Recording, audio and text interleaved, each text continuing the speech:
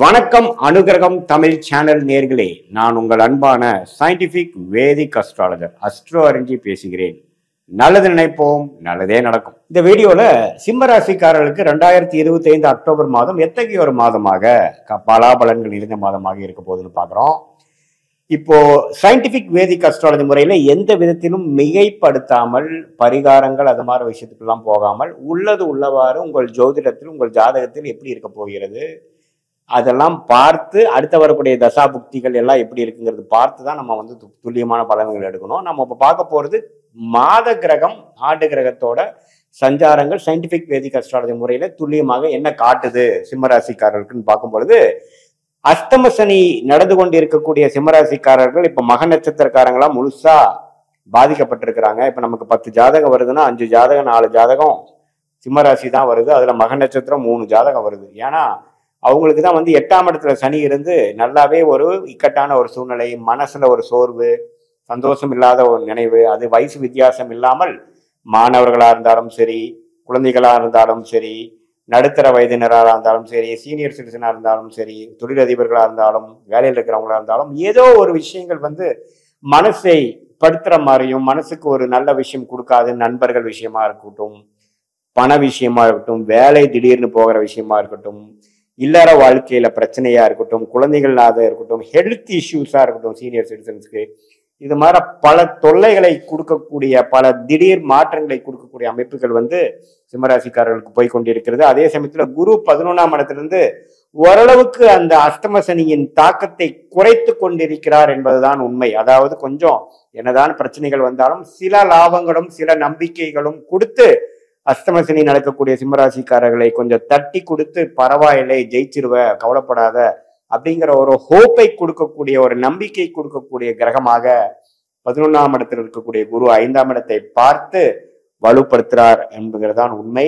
அதே சமயத்துல 7ஆம் இடத்துல ராகும் ராசிக்குள்ள கேதும் இருந்து மன குழப்பங்கள், நண்பர்களிடையே சில பிரச்சனைகள், குடும்பத்துல மன நிம்மதி இல்லாத விஷயங்கள், எதை சொன்னாலும் தப்பா போகுது, வாயை திறந்தாவே ஆர்கியூமெண்டா தான் போகுது, குதர்க்கமான பிரச்சனைகளா வருகிறது, நண்பர்களிடையே சரியில்லை, பங்குதாரர்களிடையே அவ்வளவு ஒன்றும் பரஸ்பர நட்பு பாராட்ட முடியல. அதே மாதிரி ஹஸ்பண்டா இருந்தா ஒய்ஃபா இருந்தா ஹஸ்பண்டுக்குள்ளேயே ஒரு சில மன கசப்புகள், இன்லாஸ், நம்மளுடைய அடுத்த level of relationship, blood relationship எதுவுமே கொஞ்சம் மனசுக்கு இதமாக இல்லைங்கிற அந்த ராகு அது இஷ்யூஸ் கொடுக்குறார். பட் இதுல என்னன்னா குருவின் பார்வை இருப்பதனால ஓரளவுக்கு எல்லாமே கண்ட்ரோல்டா போகக்கூடிய அமைப்புகள் கட்டாயம் காட்டுதுங்கிறதா உண்மை. ஸோ என்னன்னா ஓரளவுக்கு வந்து பிரச்சனைகள் இருந்தாலும் ஓரளவுக்கு சமாளிக்கக்கூடிய அளவுக்கு வந்து ஆண்டு கிரகங்கள் இருக்குது. அதனால நீங்க நம்பிக்கை விட வேண்டாம். அதே சமயத்துல ராசி அதிபதியாகிய சூரியன் 2ஆம் இடத்துல இருக்கிறது மாச 2வது வாரத்துக்கு அப்புறம் 3வது வாரத்துல இருந்து 3ஆம் இடத்துக்கு நீச்சமானாலும் குருவின் பார்வை பெறுகிறார். ஸோ அதனால சில விஷயங்கள் பாசிட்டிவா நடக்கும், சில அதிருப்தியான சில விஷயங்கள் வந்து நீங்கும், சில பாசிட்டிவான ஓப்பனிங்ஸ் கிடைக்கும், மனக்கவலைகள் குறையும், உடல் உபாதைகள் சரியாகுங்கிற விஷயம் வந்து குருவின் பார்வை ராசி அதிபதியாகிய சூரியனுக்கு கிடைப்பது வந்து கொடுக்கக்கூடிய அமைப்பு 3rd and 4th week of அக்டோபர்ல உங்களுக்கு கிடைக்குதுங்க. அதே சமயத்துல உங்களுக்கு செவ்வாய்ங்கிற ராஜோகாதிபதி பாத்தீங்கன்னா 3ஆம் இடத்துல இருந்து 4ஆம் இடத்துக்கு மாச கடைசியில போகிறது. தொழில் வேலை ரீதியான சில முன்னேற்றங்கள்லாம் கொடுக்கக்கூடிய அமைப்பு வந்து சிம்மராசிக்காரர்களுக்கு இருக்கு. புதனும் பாத்தீங்கன்னா மாதத்தின் 2nd வீக் வந்து மாறி குருவின் பரப்பரிப்பு வர்றதுனால மாணவர்கள் வந்து கொஞ்சம் மாதத்தின் 2nd வீக்ல இருந்து ஓரளவுக்கு உத்வேகமாக படிக்கிறது, பழைய இதோட கொஞ்சம் இம்ப்ரூவ்மெண்டோட இருக்கிறது, ஃபோக்கஸோட இருக்கிறது, கான்சென்ட்ரேஷன் இருக்கிறது, கொஞ்சம் காம்படிட்டிவ் எக்ஸாம்ஸ் கிளியர் பண்றவங்களுக்கு ஒரு ஃபோக்கஸும் என்ன பண்ணணுங்கிற விஷயங்கள் கிடைக்கிறது. அதே சமயத்துல என்ன ஹையர் ஸ்டடீஸ் பண்ணணும், டாக்குமெண்டேஷன் லெவலில் இருக்கிறவங்க, கிரியேட்டிவ் லைன்ல இருக்கிறவங்க, மீடியா துறையில இருக்கிறவங்க, அவங்களுக்கு எல்லாமே ஓரளவுக்கு பாசிட்டிவான ரிசல்ட் 2nd வீக்ல இருந்து ஓரளவுக்கு அஷ்டமசனி நடுவிலும் சில விஷயங்கள் கொஞ்சம் சாதகமாக நடக்குது அப்படிங்கிற மாதிரி ஒரு அமைப்பு வந்து கொடுக்கக்கூடிய அமைப்பு உண்டு. குழந்தைகள்னால சில விஷயங்கள் பாசிட்டிவா வரக்கூடிய அமைப்புகள் இருக்கு. ஏன்னா குழந்தை பாவத்தை குரு பார்க்கறது, அதே சமயத்துல சனி பார்த்தாலும் ஏதோ ஒன்று சரியில்லைனாலும் ஒன்று பாசிட்டிவா இருக்குதுங்கிற அளவுக்கு சில விஷயங்கள் நடக்கக்கூடிய அமைப்பு இருக்கு. காதல் விஷயங்களும் கொஞ்சம் இந்த டைம்ல கொஞ்சம் கேர்ஃபுல்லா இருக்கணும். ஏன்னா இக்கட்டான ஒரு சூழ்நிலை கொடுக்கும்.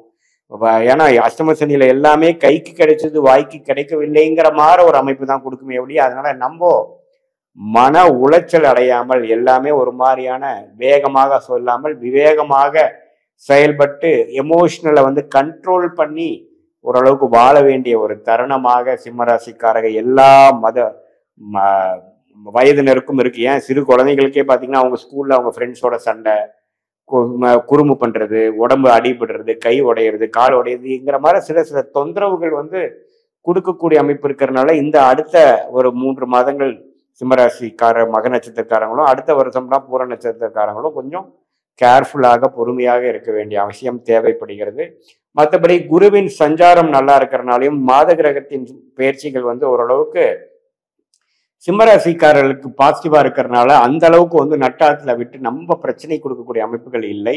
இது ஒரு பொதுவான பலன்களை தவிர உங்களுடைய ஜாதகத்துல நீங்க எது மாதிரி நேரத்துல எந்த தேதியில எந்த ஊர்ல பிறந்தீங்கிற வைத்து நீங்க என்ன லக்னத்துல பிறந்தீங்க, லக்னாதிபதி எப்படி இருக்கு, என்ன தசை நடந்து கொண்டு இருக்கிறது, அதுல என்ன புக்தி நடக்குது, புக்தியை டிவைட் பண்ணோம்னா என்ன அந்தரம் நடந்து கொண்டு இருக்கிறது, இந்த புக்திநாதன் தசநாதன் அந்திரநாதன் நாம இப்ப பேசின கோச்சார் அமைப்புல என்ன பயிற்சிகள் இருக்கு, அந்த சிம்ம ராசிக்கு எது மாதிரி அமைப்புல இருக்குங்கிறதெல்லாம் ஒருங்கிணைத்து நாம பார்க்கும்பொழுது சயின்டிபிக் வேதிக் அஸ்ட்ராலஜி முறையில அறிவியல் சார்ந்த முறையில மிகைப்படுத்தாமல் பரிகாரங்கள் அது மாதிரி மூட நம்பிக்கையில போகாமல் உள்ளது உள்ளவாறு கர்மா எப்படி செயல்பட போகிறது, எது மாதிரி விஷயங்கள் உங்கள் வாழ்க்கையில அடுத்தடுத்த விஷயங்கள் நடக்கக்கூடிய அமைப்பு காத்து கொண்டு இருக்கிறது, எது மாதிரி முடிவுகள் எடுப்பது நல்லது, எந்த நேரத்தில் மாற்றங்கள் நல்லது, எந்த நேரத்தில் அடக்கி வாசிப்பது நல்லது, எந்த நேரத்தில் எது மாதிரி பிராப்தங்கள் நமக்கு காத்து கொண்டு இருக்கிறது, எந்த நேரத்தில் நம்ம செயல்படலாம், எந்த நேரத்தில் நம்ம வந்து கொஞ்சம் வந்து எந்த விதத்திலையும் முயற்சி எடுக்காமல் கொஞ்சம் அமைதியா இருக்கக்கூடிய காலகட்டம் என்ன, நம்மளுடைய கர்மா என்ன சொல்லுது, வெளிநாடு விஷயங்களா அல்லது உள்நாட்டு விஷயங்களா, வெளி மாநிலமா, வேலையா, தொழிலா, கல்யாணம் எப்பொழுது, எது மாதிரி விஷயங்கள், படிப்பு எப்படி, இது எல்லாமே உங்களுடைய ஜென்ம ஜாதகத்தில் சயின்டிபிக் வேதிக் அஸ்ட்ராலஜி முறையில துல்லியமான பலன்கள் பார்த்து அறிவியல் சார்ந்த முறையில ஒளி தத்துவத்து மூலமா பார்த்து இப்ப பார்த்த கோச்சார முறையில வரக்கூடிய ஆண்டு கிரக மாத கிரகத்தின் அமைப்பும் சேர்த்து வைத்து பார்க்கும்போது சமய விரயங்கள் பொருள் விரயங்களை தவிர்த்து உங்கள் பிராப்தம் என்னவோ அதுக்கு தகுந்த மாதிரி முடிவுகளை எடுத்து எதிர்நீச்சல் போடாமல் உங்களுடைய குறிக்கோள், உங்களுடைய வாழ்க்கையின் கோல்ஸ் என்ன, நீங்க வாழ்க்கையில என்ன செய்ய நினைக்கிறீங்கிறதெல்லாம் தெளிவாக தெரிந்து நம்ம பிராப்தத்துக்கும் நம்மளுடைய திட்டங்களுக்கும் உள்ள இடைவேளையை குறைத்து அது பிரகாரம் நம்ம வாழ்க்கையில ஒரு விஷயமும் அந்தந்த நேரத்தில் நாம பொறுமையாக செய்யும் பொழுது எளிதாக நம்ம வாழ்க்கையில வெற்றி பெறலாம்.